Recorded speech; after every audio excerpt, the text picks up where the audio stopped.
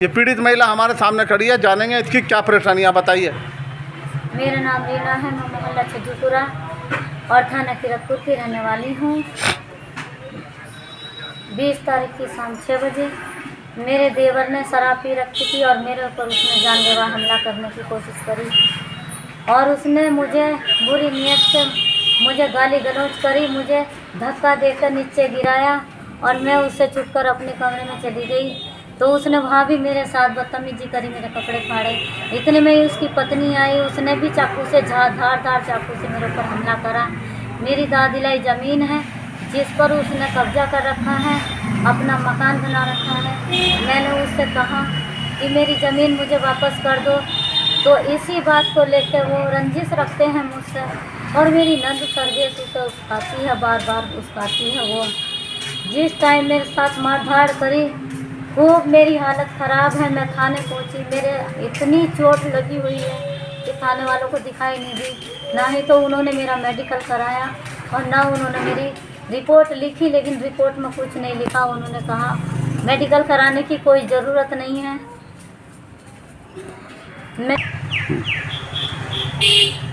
जब मेरे भैया भाभी को पता लगी, वो रात 10 बजे आए मेरी खबर लेने और मुझे जिला अस्पताल यहाँ किरतपुर अस्पताल सरकारी अस्पताल ले गए। उन्होंने मेरी जांच कराई, मुझे गंभीर चोटें आई। डॉक्टर ने मेरी गंभीर चोटों को देखकर जिले पर भर्ती कर दिया। फिर उसके बाद मेरे भैया भाभी मुझे घर पर छोड़ कर गए और उनके चले जाने के बाद फिर सब ने मुझ पर हमला किया, बुरी नीयत से मारने की कोशिश करी और मेरे भैया भाभी को भी मारने की धमकी दी। वो चले गए कि इन्हें भी जेल में भेजेंगे, चले गए वो।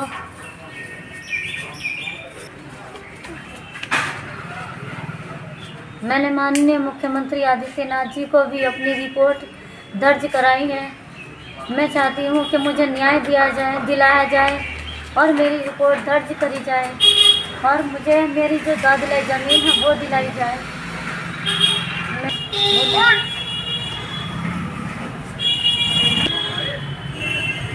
मेरे ऊपर हमला करने वालों के खिलाफ कड़े से कड़े कानूनी कार्रवाई करी जाए, उन्हें सज़ा मिले मुझे मारने की, जो उसने मुझे बहुत मारा है। शुभम सोनू और खुशी अभी भी मेरे ऊपर हमला करने के लिए तैयार थी, अभी गाली गलौज कर रही। इस टाइम भी मेरे साथ करने पर किरतपुर पुलिस ने कोई कानूनी कार्रवाई नहीं करी और उनके हौसले बुलंद हो रहे हैं, मुझे मारने के लिए तैयार हैं।